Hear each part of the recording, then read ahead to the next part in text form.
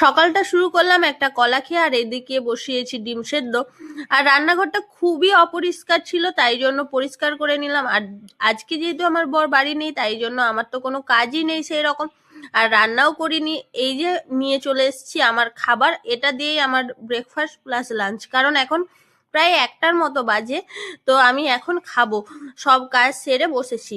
আর আমার নিজের জন্য কি বানিয়েছি দেখো, এখানে কর্ন চাট বানিয়েছি, এখানে মটরশুঁটি আর বাদাম দিয়ে কর্ন চাট বানিয়েছি। এভাবে খেতে খুব ভালো লাগে।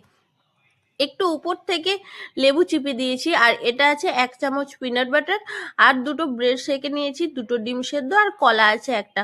আমার কিন্তু ব্রেড দিয়ে কলা খেতে খুবই ভালো লাগে। তোমাদের কার কার ভালো লাগে সেটা কিন্তু জানিও।